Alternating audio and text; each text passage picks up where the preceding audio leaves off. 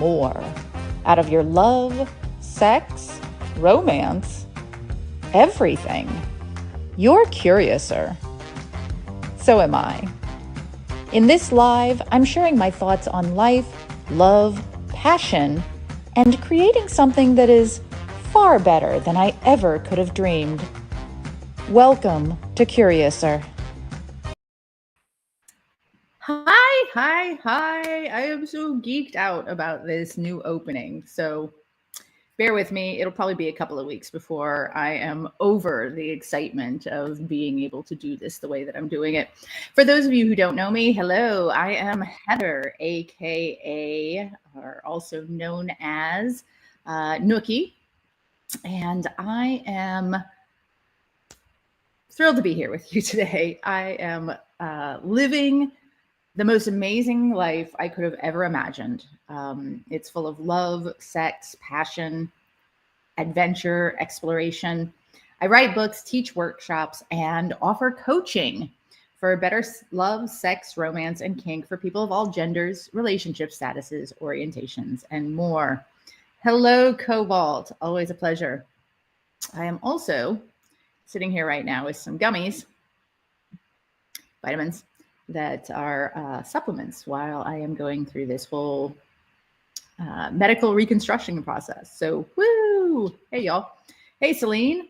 Hello, Kuka. Is it Kuka or is it Kaka? Or is it something else entirely? Hope I get that right. So, we have to talk.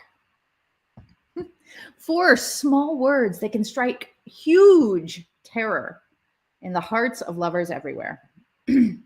But we don't need to be afraid when we're armed with these 7 simple tactics for difficult conversations. Question: have you ever found yourself in a relationship where you weren't able to effectively communicate your needs to your partner? Do you want to gain confidence to open up to your partner or potential love interest? Are you interested in broadening your knowledge in negotiation, consents, and limits, or strengthening your powers of observation and intuition to help interpret cues from your significant other? You answered yes to any of these things. We've got you covered. We have a series right now on communication and relationships as part of the overall Lucky in Love series that you are seeing right here. Hello, Carl. Welcome. Kuka, got it. Excellent. Now I know how to do that. Quick thing before we dive right in. Please don't forget to comment, just like you're doing, or ask questions in the chat. I do love engaging, and as you can see, I keep an eye on the scroll at all times. I like being able to answer your questions. I love being able to clarify. It is so much more fun than just sitting here and yakking to myself, which is one of the reasons I like going live and why I've decided that I'm going to test out this whole going live on a regular basis thing rather than just sitting and writing and reading my own words. So, speaking of words, getting right into this. When it comes to having tough conversations, it helps to be facile with words. And yet, if you don't know or aren't sure what facile meant in that sentence, it's coming easy to me does not help my conversation with you, right? It may actually harm my attempts to communicate with you. Facile: if someone does something easily or shows ease, it is described as facile. So, simply knowing words is not enough for good communication, especially good communication in tough conversations. Shocking, huh? Yeah, Kuka, you got it right. First try. So we're going to talk about 7 skills that will help you have tough conversations more effectively. Skill 1, know thyself. I admit I'm a bit of a broken record. You're going to hear things like this from me a lot if you choose to follow me. If you've been following me, you already know that I prize self-understanding and authenticity. The thing is, in addition to communication skills, like what words to use and how to use them, it's important, vitally important, to be clear on what you want to communicate. Which may sound kind of duh, but it's less common than you might think. Next week, I'm going to be going live talking about what is effective communication. And one of the things I'm going to really focus on is knowing what you are trying to communicate and what you want to communicate. Hello, that guy over there.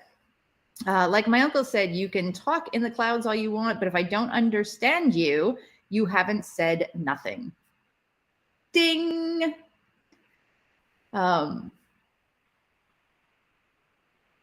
Knowing what you're trying to communicate and what you want to communicate. So, did you know that I was an enthusiastic amateur dog trainer for 22 years? Yeah, I know some of you know that. I competed in agility, showing, obedience, and rally, and I enjoyed working with my dogs, and I helped others with theirs. I was the educator for my national breed club for a while.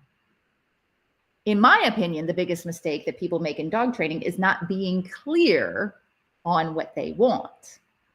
The second biggest is consistency, but that first one is huge.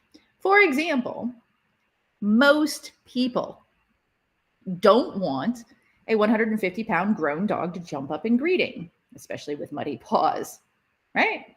Makes sense? But they rewarded a 15-pound puppy for doing exactly that over and over with happy laughs and smiles and eye contact and petting. Oh my gosh, what a cute little puppy. And it was only as that puppy grew ever larger that they got upset with that behavior. Which is fair. They didn't think ahead.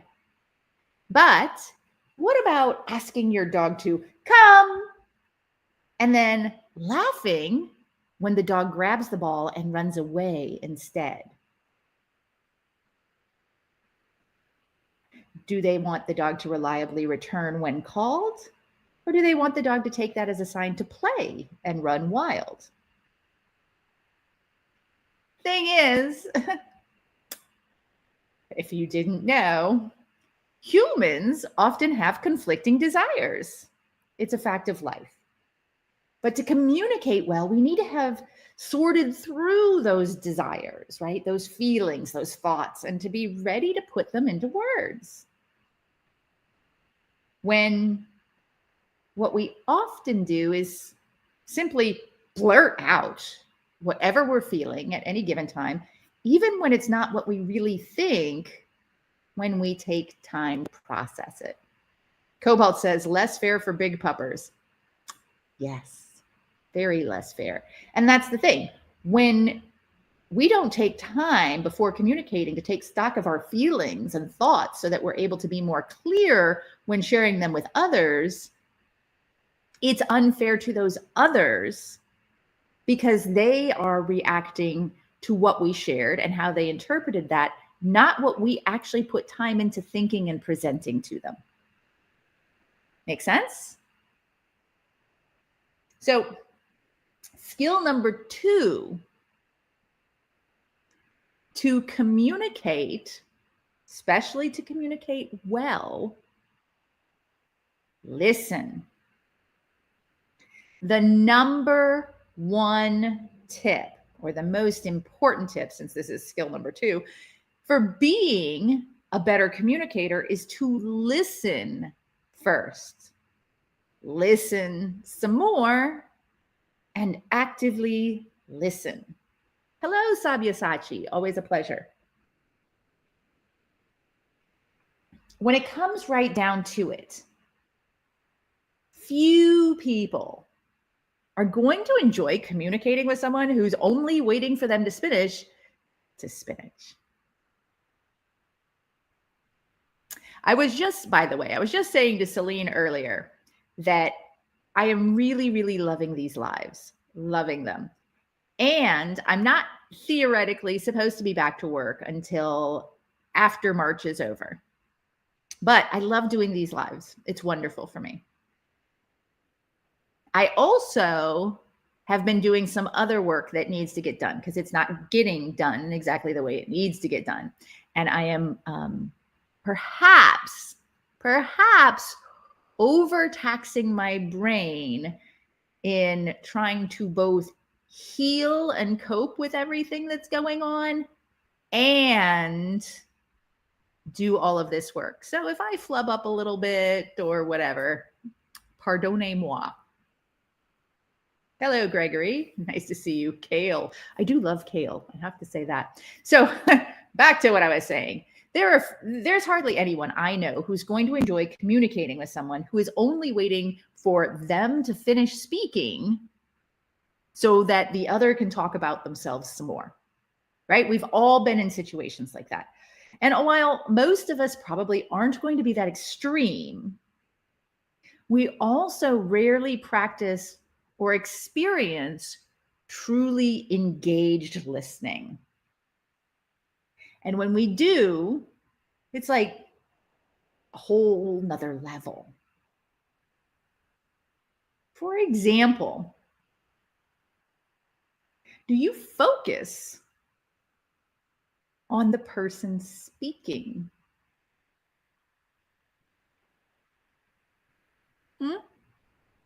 It's so easy to be distracted by life, right? And to sort of half listen to someone as we, play with our phones, watch TV, read a book, listen to music, whatever. But when we do this, we are being very clear that they are only worth half our attention.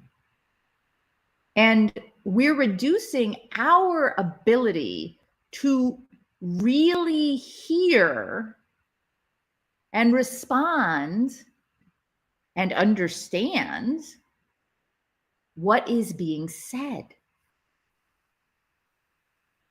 Have you ever tried to have a conversation with someone where you were like, hey, I really wanted to talk to you about this, that, and the other thing, and da-da-da-da-da. And they're like, yeah.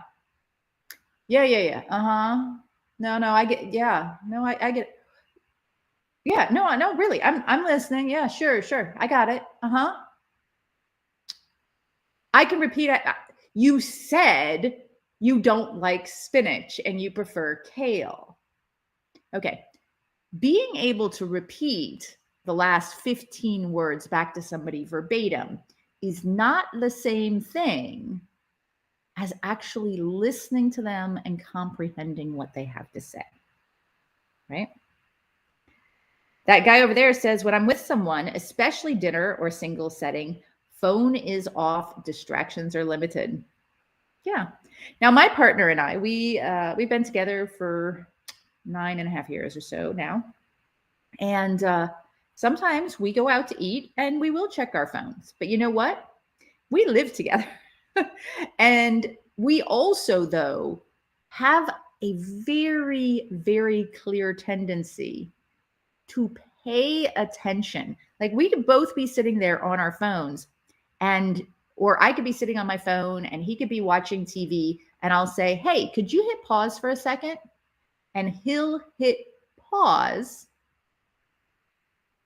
while I share something with him, right? So distractions could absolutely be limited, or as you get more comfortable with each other, you can find the call and response, or the bid and response, as it's often called, for attention, to make sure that you focus. In dog training, because I mentioned that earlier, there are good dog names and bad dog names.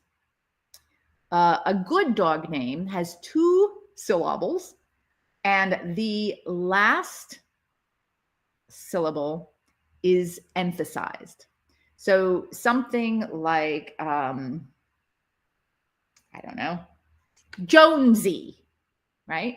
Jonesy, because the first syllable, the dog may or may not hear, but it'll start to get the dog's attention. And the last syllable can be cracked out so the dog can definitely know, oh, hey, you're talking to me. And so you always say the dog's name, Fido, before saying a command.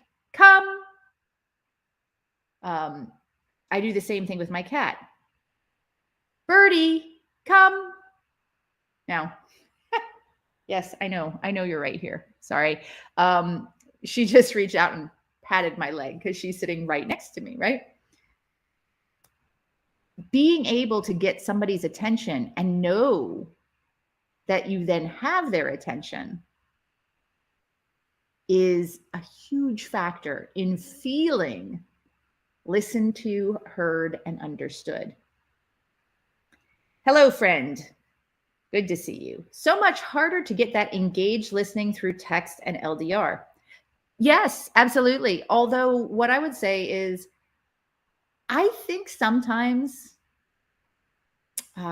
setting time aside specifically for texting, setting time aside for example, having dinner together while like on a video chat, right? Cooking together, whatever. It can be done. I had a long distance relationship with my partner for several years before we lived in the same area. And it absolutely can be done. It takes more work, and it takes both people willing to do that extra work. Hello, Leonard Hoke. Lovely to see you. Okay, so more on listening. Avoid interrupting. Again, because when you interrupt, you're making clear two things. One, that you think your words are more important than theirs. And two, that you're afraid you'll forget what you want to say if you wait for them to finish, which I'll go out on a limb and say that the first is rarely consciously true. And the second, at least for me, is true incredibly often, right? I feel that like so hard that I might lose that super important rebuttal or personal story if I let them go on and on speaking. And yet, that in and of itself is a sign that I'm falling into the I think my words are more important than theirs trap. And I'm focusing on my words and my needs to express myself and be heard, and not theirs. Because when someone is speaking, it's not about what I have to say. It's about what they have to say. So, yeah. Listening skills are important. But I'm going to quickly interrupt myself and ask you to like this video and share it wherever you're finding me. It is a huge help for me to have people recommend me to their friends and groups and pages online. So thanks. Thanks so much. I really appreciate it. But let's see. So back to our interrupted content. There is one case. There's probably others, but there's one case I can think of outside of an emergency situation where it's not only appropriate to interrupt, but it would possibly be welcomed by the speaker. When you ask for clarity or to define a word or for more details. For example, I am so sorry to interrupt. Could you clarify what you mean by facile? I want to make sure I understand what you're saying. Or, real quick, could you tell me a bit more about that, fill in the blank here before you continue? I find it fascinating and I want to make sure I'm following. And so on. Which is a good way to do things, right? It's a good way to, more importantly, show interest. And when you are showing interest to somebody, they are going to feel heard, right? Because showing interest is not just speaking, it's engaging with what they're saying. In person, this might be like a nod or a smile, an open and inviting posture. Maybe you'll throw in an uh-huh, or yeah, or I'd like to know more about that, right? Keep an open mind. Cobalt, I let my partner know if he's discussing something I don't have bandwidth for and may ask for the point, but that's a spoony technique. Absolutely. And sometimes I'll say, I don't have the bandwidth for this right now, right? I can't. I just can't right now. I can't have this conversation right now. I'm in a mood. Sir Fresh says, the FET link must be glitchy. It sent me to a hero account called Curiouser. Well, that's where you're supposed to be. Hi, Curiouser. This is actually broadcasting on Curiouser and Dating Kinky because I am the founder of both and we are rebranding. So, do. Cobalt says, another useful phrase. Sorry, can you repeat that last part? I missed it. Oh, Celine has heard that from me so many times. Yeah. Hi, Kylie. Lovely to see you. So keep an open mind. If you're having a tough conversation, this does not mean agreeing with somebody when you're listening or even liking what they're saying. It simply means being open to their point of view and asking questions rather than shutting them off and shutting them down. So if you're listening to somebody and they're saying something you don't like, just ask them questions. And then you can also use the technique of repeating back to them and clarifying. Respond with something like, what I'm understanding is fill in the blank.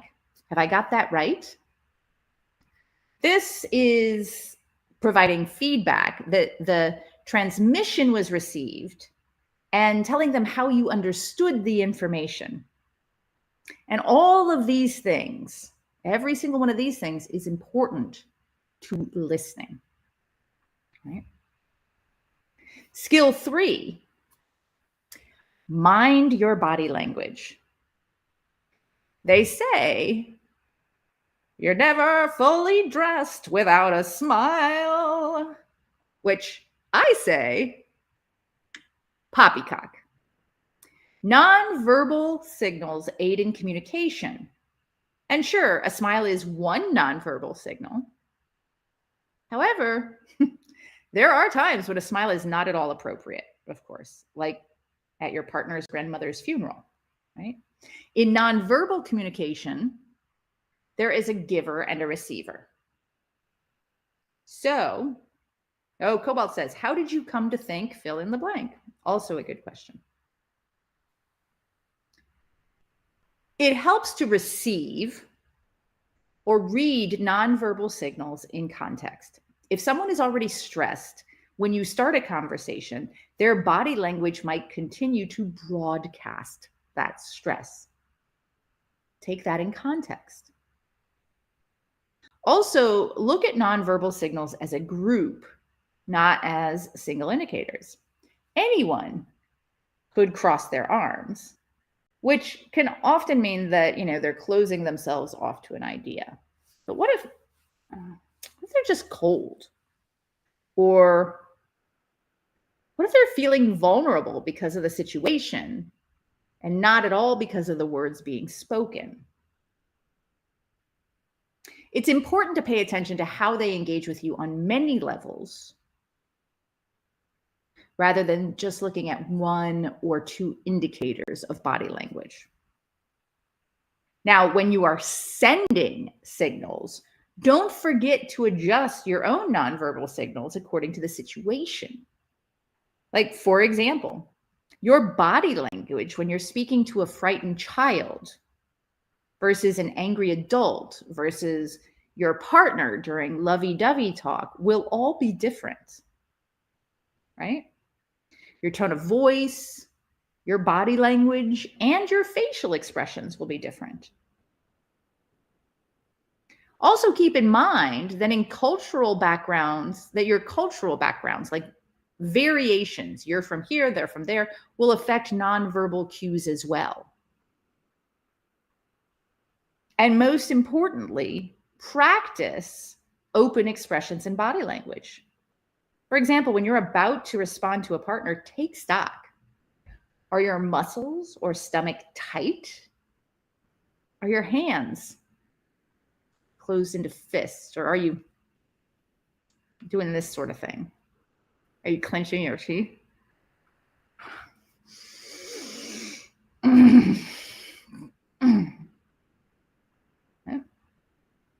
Is your breath shallow or have you been holding it in? That's one of my big tells. These are all signs of stress and could nuke your conversation and possibly your relationship if they're allowed to run totally unchecked.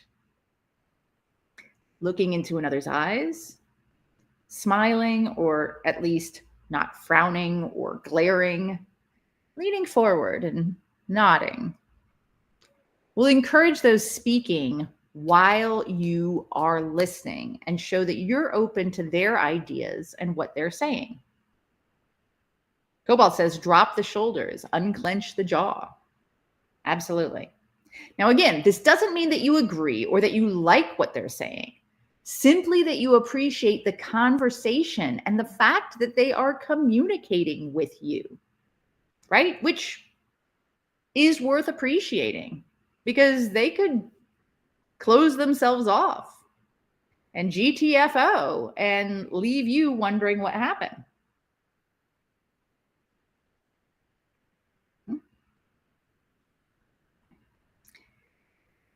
Skill number 4.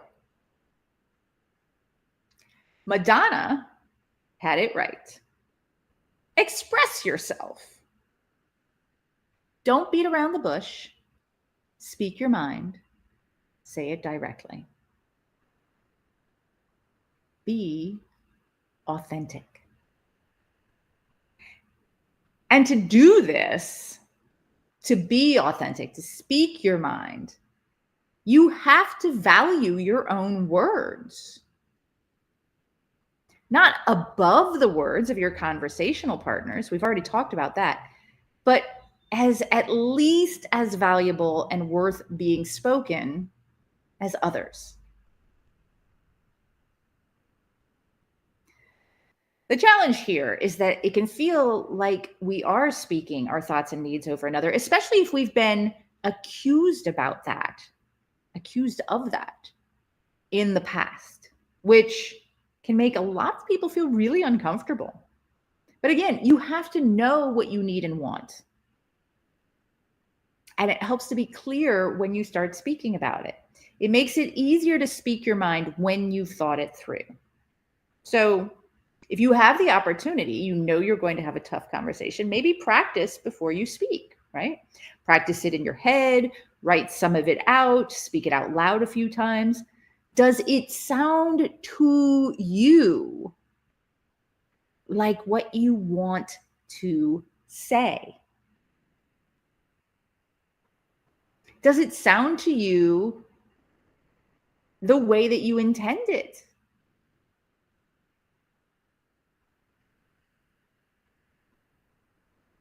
And try to use I as often as possible instead of you.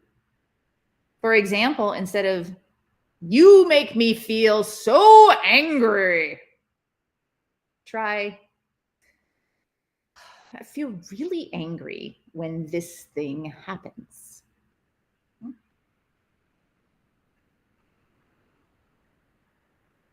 Gregory says, honesty and truthfulness go a long way. They sure do.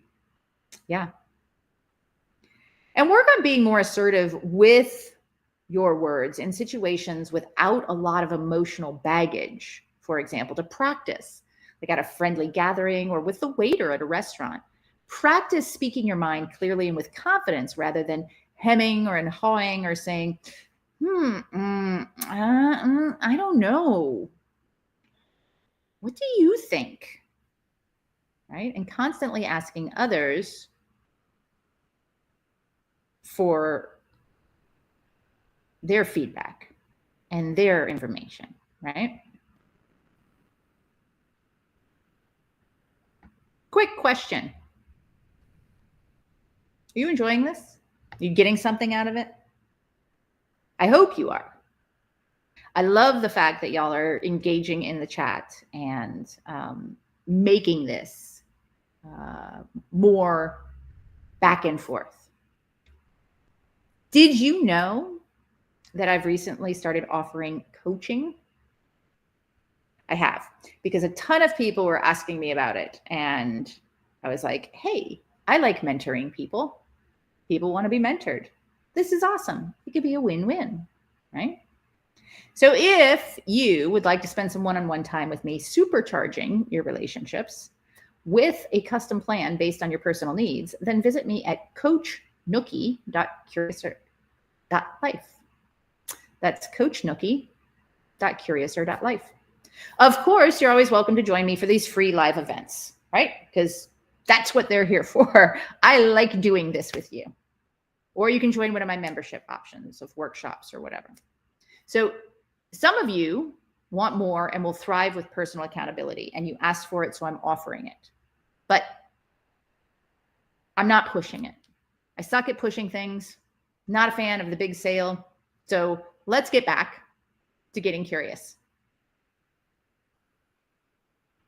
Skills number 5. Don't believe everything you think.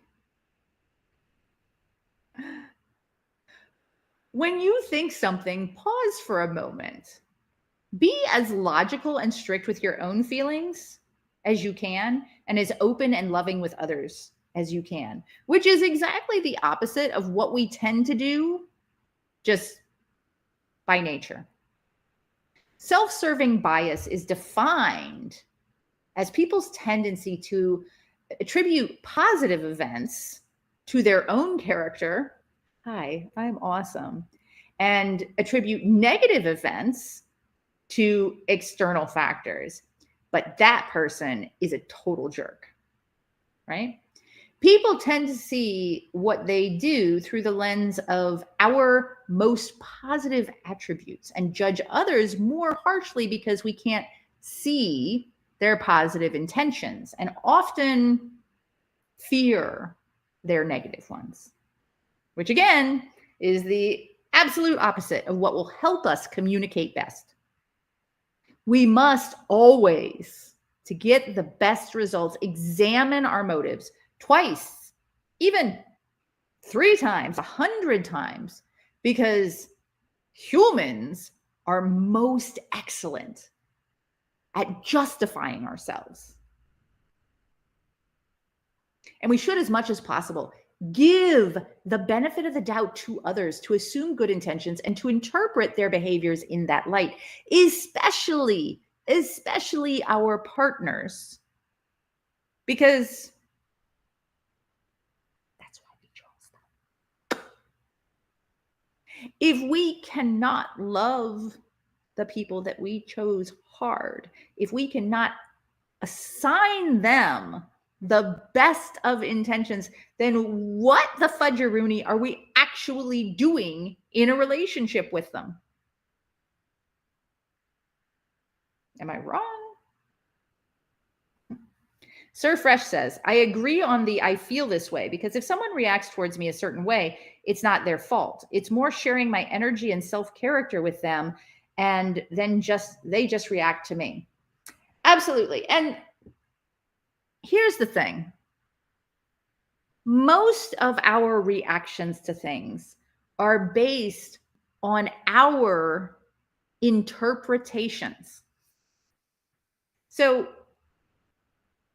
when somebody says something, if you assume negative intentions, if you apply negative bias to it, and you respond to it in that way, you are actually swaying the conversation in more of a negative direction, whether it should have gone that way or not. And that's key. I'm trying to think of the word for it because I do this all the time. Self-fulfilling prophecy, right? When you think somebody's being a jerk and you respond to them like they're being a jerk, and then they're like, well, that person was a jerk, so now I'm going to be a jerk. Bam. Right? Now you got a tough conversation that's also gone to the shitter. No good. Skill number 6, and this kind of goes along with that. Speak for yourself. But of course you're speaking for yourself. There's no one else you can speak for, right? Well, we've all at one point or another put words into someone else's mouth. And during heated or tough conversation, it's easy to do because fears and insecurities crowd us. So there are 2 ways to speak for yourself. 1, add qualifiers. Speaking strictly for me, ...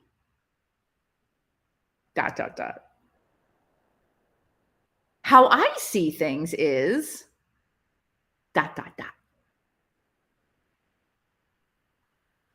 In my experience thus far, ...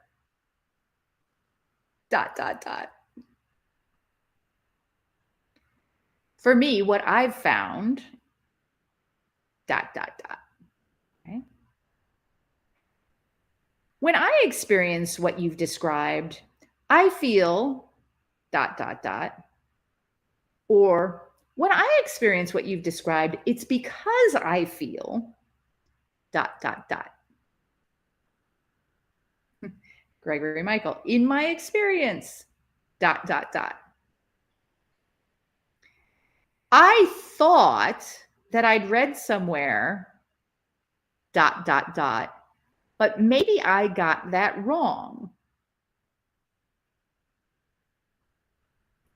This article link says ... I also see your point and where you're coming from and how it can be viewed a different way. And so on, right? Make it clear you are speaking only from your perspective. And an even easier way to make it clear that you speak only for yourself: get curious. Ask questions. I do this a lot. I'm not sure I understand what you're saying. Could you put that another way or in different words? What do you mean by fill in the blank? I'm feeling a bit attacked here. Did you mean it that way, or am I misunderstanding? And so on.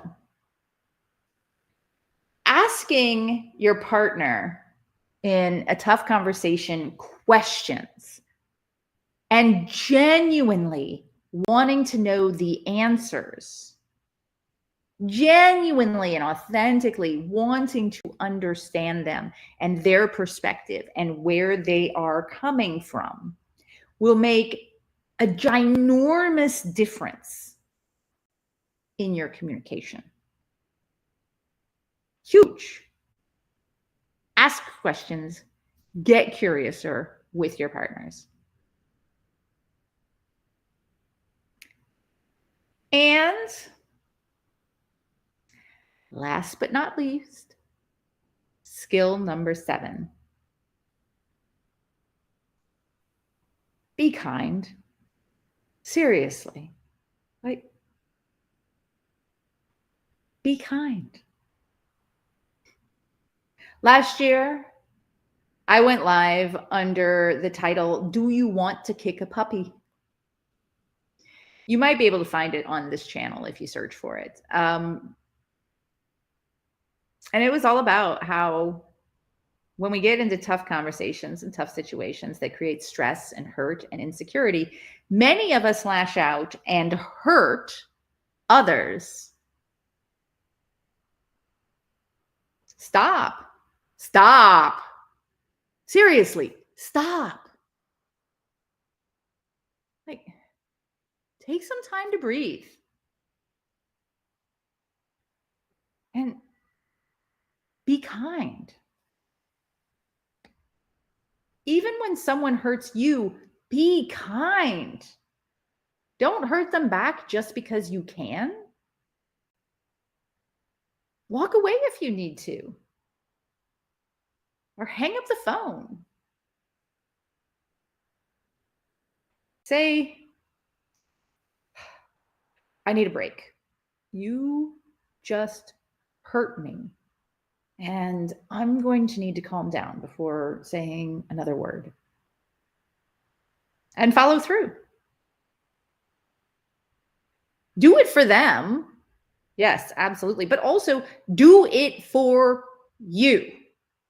Because the more you practice this, the more you model this behavior, the more kindness you'll find in your life getting reflected back to you.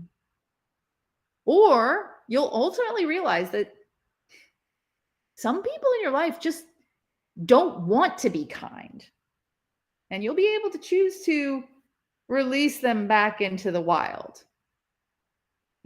Think of them as a foster that just needs to move on to their forever home.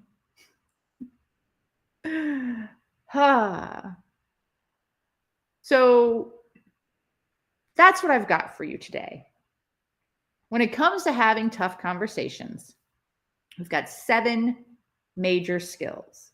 1, know thyself. Know who you are, know what you want, and think about how you're going to communicate it. 2, to communicate it, you first have to listen.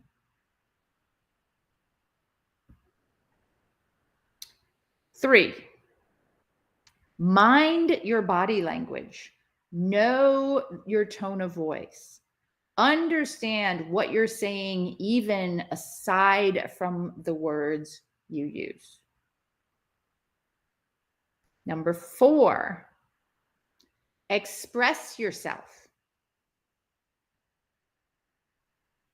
Number 5, don't believe everything you think. Your brain is a very creative machine, and it'll come up with all sorts of wild fantasies for you if you let it. 6, speak for yourself. And 7, and most importantly, be kind. Gregory says, don't take it personally. Absolutely. Do not take it personally. Or, you know what? Do take it personally. Sometimes it is personal. Sometimes people are very personally shitty, especially if you're in a good long-term, well, maybe not good. If you're in a long-term relationship and you have learned exactly which buttons to push on someone else, that's personal.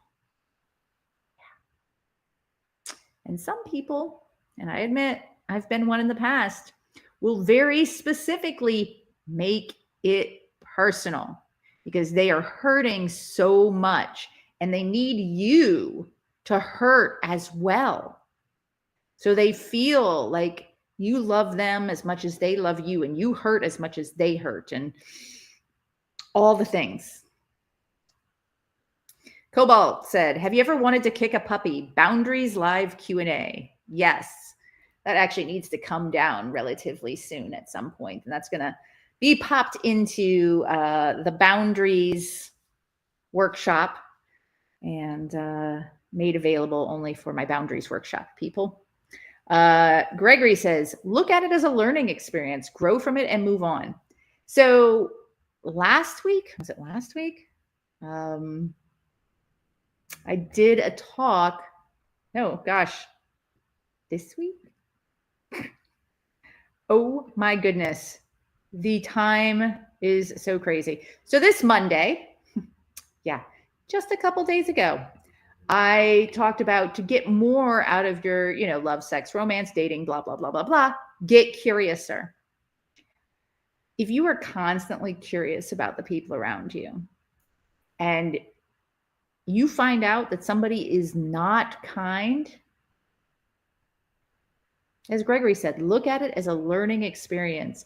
You can learn about that. You can look back over the time you spent with them and see if maybe you just missed the signs that they weren't kind.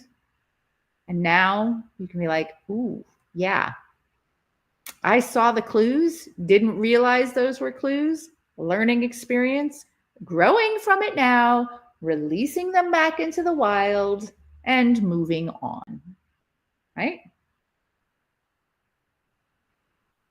Do you have any additional questions for me? I have reached the end of my scheduled content. I've got another few minutes before I need to hop off of here. We have a private live in at 3 p.m. Eastern today with my Take No Shit people. I am doing a guided meditation on building better boundaries for my Take No Shit workshop people. So super excited about that. It's been something that several people have asked about multiple times, and I am finally getting around to it for everyone. So yay. Thank you. Hello, Bryant. Lovely to see you. Thank you for joining me today.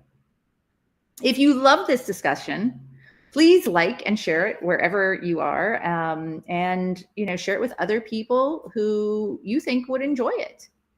And don't forget to follow or subscribe wherever you found me so you don't miss out on upcoming lives. And speaking of upcoming lives, I have tomorrow Lucky in Love, but I've tried that before and it didn't work. And then Monday, I mentioned this in this live, I'm going to be talking about, but what is effective communication? And then coming up on Tuesday, Lucky in Love, love hurts. But does it? Does it really? Bryant, never mind. Thank you very much for the perspective and points of views. I just have a lot of obstacles in myself that I need to overcome. And thank you again. Bryant, do not hesitate anytime to ask a question. You can post it in the chat. You can post it in a comment on the video. You can send it in via email. You can send it to hello@Curiouser.Life.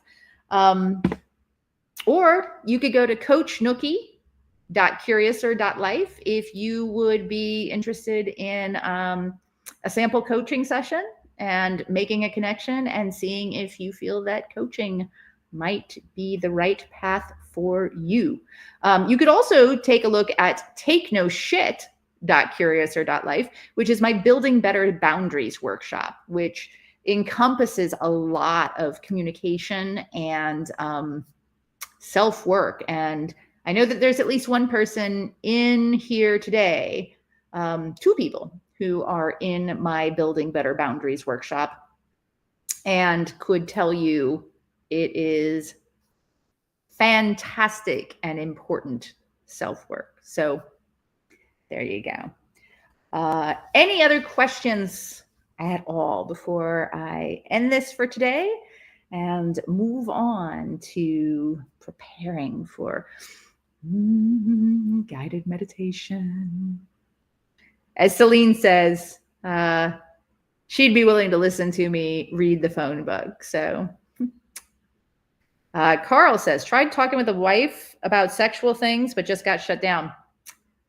So you might want to check out our Plus membership, getplus.datingkinky.com. It's getplus.datingkinky.com. And check out the book, Understand Me Now, and That's in Order.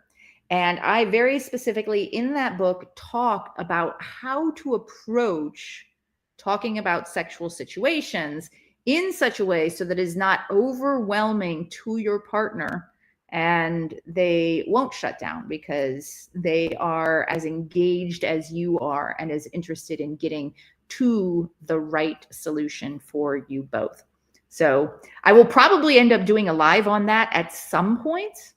But yeah, it'll take a while to get through all the topics that I have. Right now, I think I've got over 150 topics ready to just be figured out and put up on live. So if you want something very specific right now, that Plus membership will get you, oh, by the way, the Plus membership, getplus.datingkinky.com, will get you access to the Take No Shit workshop. It'll get you access to all of my books. It'll get you access to over 600 hours of educational content on love, sex, romance, and kink, and a whole bunch more. So that's something definitely worth checking out.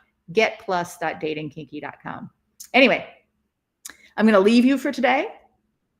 Thank you. As always, it is always a pleasure. And thank you to every single one of you who spoke up in the chat. Again, this is exactly why I love doing these lives, because engaging with you through this content and being able to tailor it to you and answer your questions and learn more about you as people is far more fulfilling to me than the over 1,400 blogs that I've written over the past few years. So hopefully I'll be able to maintain this and keep it going. Thank you. Have an amazing